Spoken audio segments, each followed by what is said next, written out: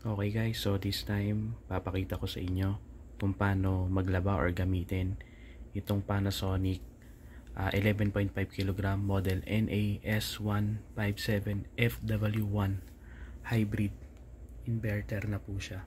So ito po yung 100% dry, yung as in pag inilabas mo na siya after the full cycle, wash the cycle, as in talagang tuyong-tuyo siya. So may iba't ibang siya wash program.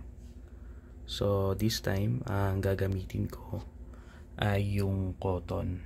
Mas matagal nga lang to maglaba yung cotton kasi yan talaga yung magpe-perform ng talagang deep, yung mga pag madumi na talaga yung damit mo, mga shorts or pantalon, siya talaga yung mas matagal na wash cycle kasi mas talagang nililinis niyang mabuti yung damit, pantalon or short. So let's on. Then lipat lang natin siya sa cotton. Yan. So ito yung labahin namin. Etong mga damit na yan, ang bala ko kasi kami ang ginagawa namin hiwa-hiwalay, no, by batch. So ang gagawin ko muna, ang labahin namin ngayon ay puro damit. Ito ay 20 pieces of t-shirts, jersey, cotton t-shirts. Yan, yung iba manipis, yung iba makapal. So lagay natin. Yan.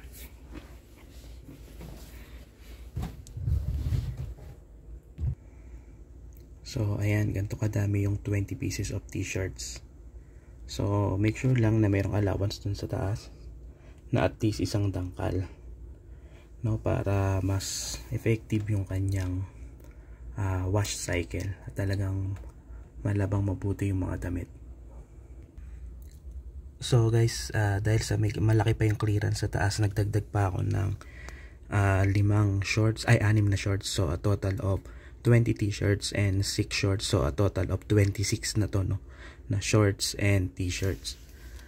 Yan naman ang kagandahan dito sa 11.5 kg. Malaki talaga yung capacity niya. So malaki pa nga yung space sa loob, pero hindi ko na siya dadagdagan pa para mas makaikot siya ng mabuti. So ang kagandahan pa pala nito guys is auto dose na siya. So lalagyan mo na lang siya mismo dito sa compartment na to. Ang pinaka maximum niya is 250 ml.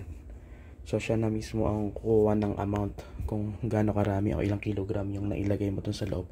Automatic na siya mismo na kung ilang ml of detergent and soft popcorn yung kanyang kukunin.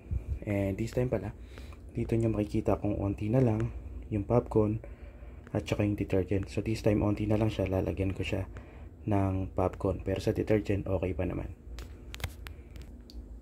So guys, ganito ang paglagay niya. Open nyo lang to. Yan, ito yung compartment for detergent and ito naman yung compartment for popcorn. So dahil wala na si popcorn, lalagyan natin.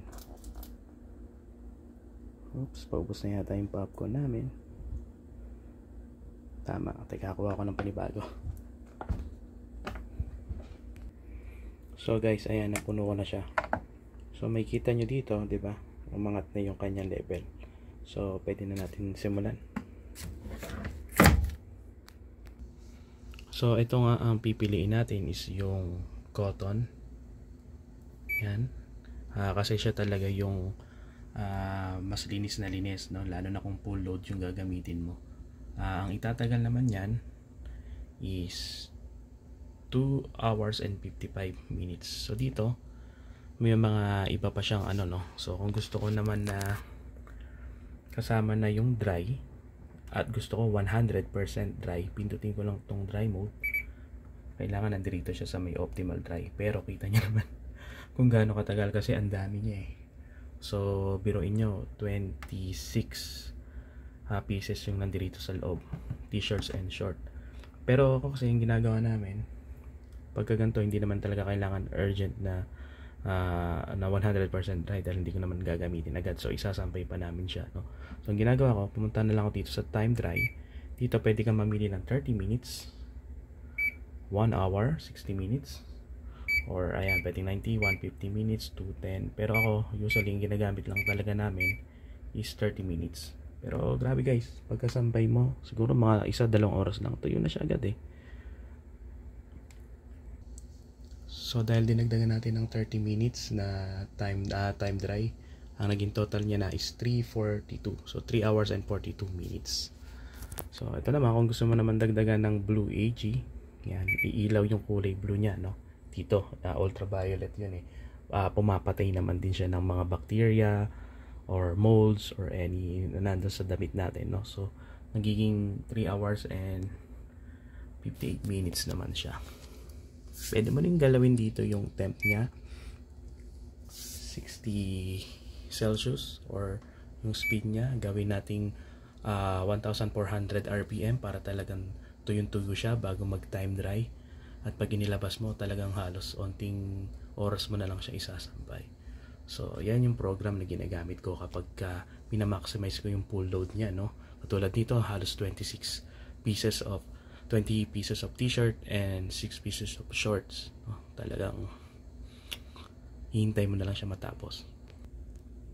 Okay, dahil sa okay na yung program na sinet natin, pindutin na natin yung start. Yan.